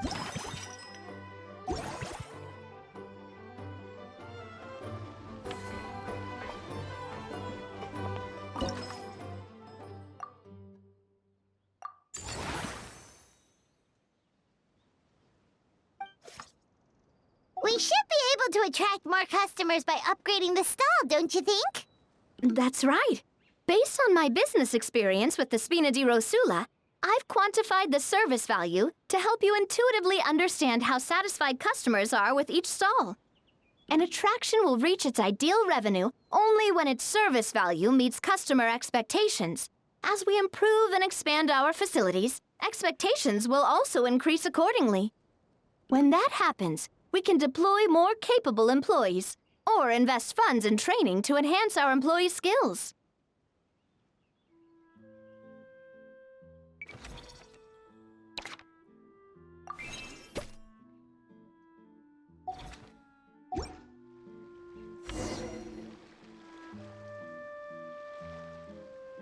Whew, that should be everything. Looks like you've pretty much mastered how to run this park. Huh?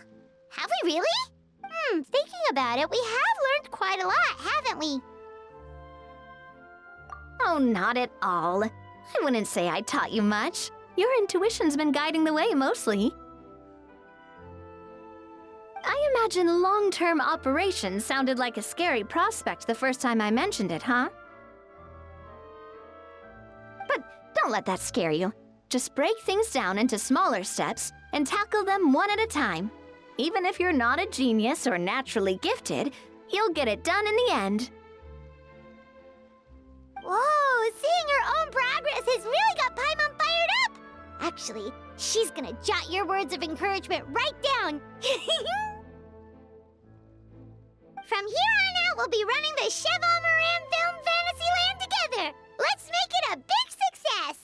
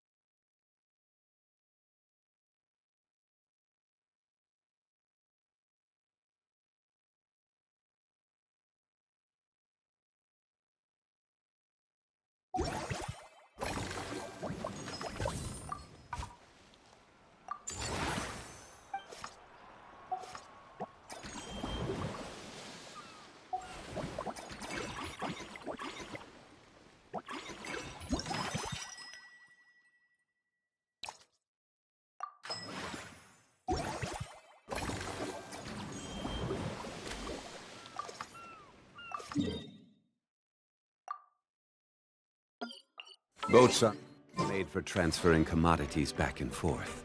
And those that come across Liyue tend to stay a while. So it is where many things come to settle. Whoa, is that our hero, the Traveler? And Paimon, too!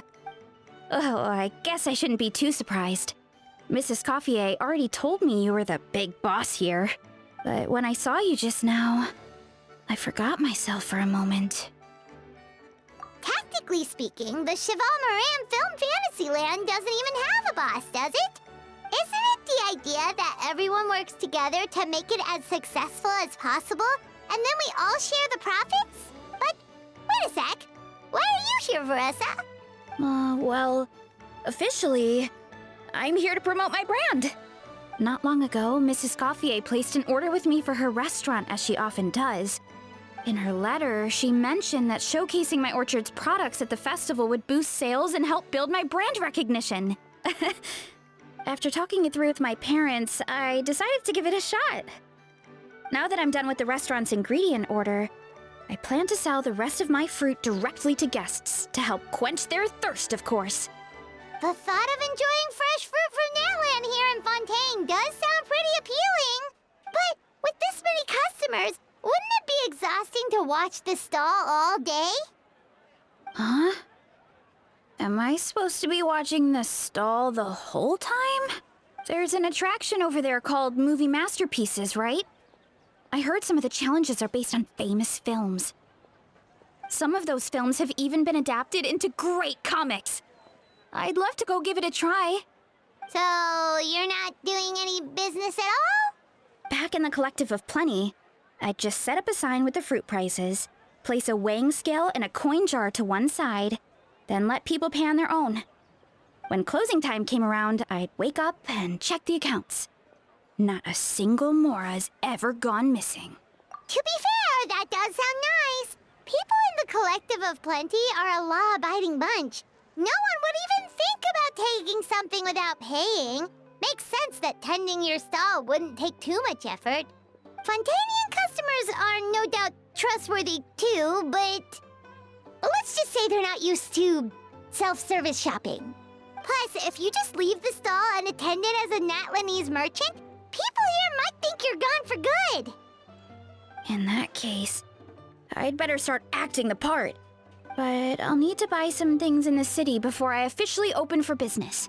I promised to bring back some Fontainian clockwork mecha for Kochi-san. Oh, and I also wanted to try a few rounds of movie masterpieces. After that, I should be able to focus on my business without getting distracted. Mm-hmm. We might not be locals, but we've explored Fontaine quite a bit. We know our way around pretty well. In that case, give me a moment to get some extra fruit, a price list, and my coin jar set up. I get to go shopping with the Traveler! Nice.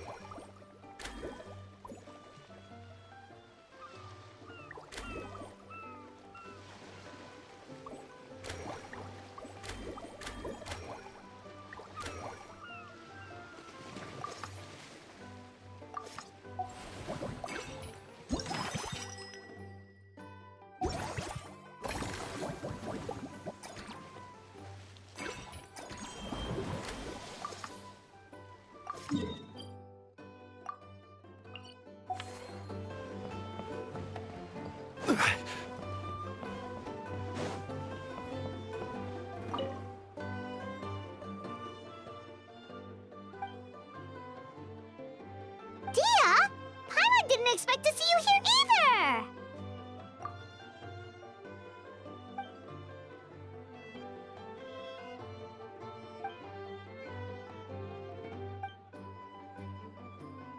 Guess that's not scenery most Fontanians see every day, huh?